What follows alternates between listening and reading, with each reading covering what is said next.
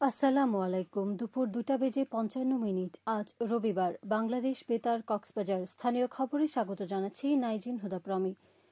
জেলার বিভিন্ন দপ্তরের কর্মকর্তাদের সাথে মতবিনিময় করেছেন অর্থ মন্ত্রণালয় এবং বিজ্ঞান ও প্রযুক্তি মন্ত্রণালয়ের উপদেষ্টা ড সালাউদ্দিন আহমেদ। কক্সবাজার জেলা প্রশাসনের আয়োজনে আজ জেলা প্রশাসকের কার্যালয়ের সম্মেলন কক্ষে এই সভা অনুষ্ঠিত হয়। অনুষ্ঠানে প্রধান অতিথির বক্তব্যে উপদেষ্টা বলেন, সমুদ্র সম্পদের সম্ভাবনাময় সুনীল অর্থনীতি দেশের অর্থনৈতিক উন্নয়নে এক অপার সম্ভাবনার দ্বার খুলে দেবে। এছাড়া কক্সবাজারের ট্যুরিজমকে প্রমোট করা গেলে দেশের অর্থনৈতিক খাত সমৃদ্ধ হবে বলে মন্তব্য করেন তিনি। জেলা প্রশাসক মোহাম্মদ সালাউদ্দিনের সভাপতিত্বে অনুষ্ঠিত এই মতবিনিময় সভায় বিশেষ অতিথি ছিলেন বিজ্ঞান ও প্রযুক্তি মন্ত্রণালয়ের সিনিয়র সচিব মোহাম্মদ মুকাব্বির হোসেন। এ সময় জেলার বিভিন্ন দপ্তর ও আইন শৃঙ্খলা বাহিনীর কর্মকর্তা, ছাত্র প্রতিনিধি সহ সংশ্লিষ্টরা উপস্থিত ছিলেন।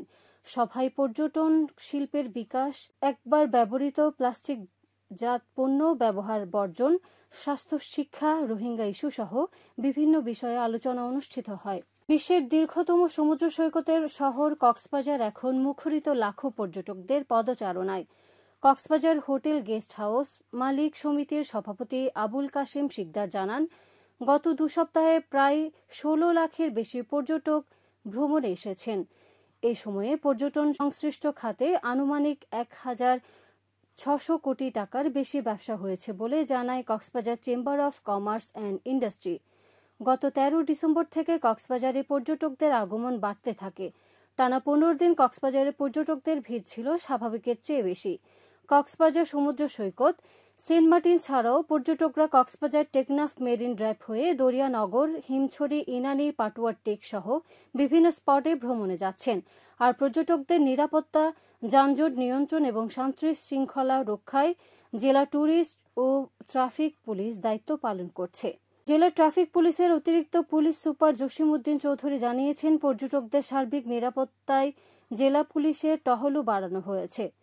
ট্যুরিস্ট পুলিশ কক্সবাজারের অতিরিক্ত পুলিশ সুপার মোহাম্মদ আসাদুজ্জামান বলেন, পর্যটকদের সার্বক্ষণিক নিরাপত্তা দেওয়ার পাশাপাশি বিভিন্ন স্পটে অভিযোগ বক্স স্থাপন করে পর্যটকদের অভিযোগ গ্রহণ ও তা সমাধানের প্রয়োজনীয় ব্যবস্থা নেওয়া হচ্ছে।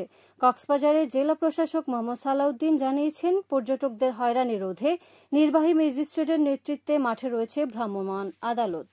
টেকনাফ উপজেলায় হতদরিদ্রদের জন্য কর্মসংস্থান কর্মসূচির 40টি প্রকল্পের কাজ দ্রুত গতিতে এগিয়ে চলছে।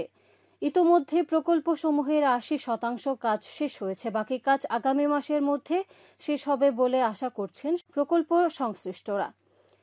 উপজেলা প্রকল্প বাস্তবায়ন অফিস 1,70,00,000 টাকা ব্যয়ে এসব প্রকল্প বাস্তবায়ন করছে। প্রকল্পের মধ্যে রয়েছে সড়কে মাটি ভরাট, খাল খনন, নালা নর্দমা পরিষ্কার সহ অন্যান্য কর্মসূচি। প্রকল্পসমূহের কাজ শেষ হলে স্থানীয় অধিবাসীদের জীবনমান উন্নয়নে সহায়ক হবে বলে আশাবাদ ব্যক্ত করেছেন স্থানীয়রা।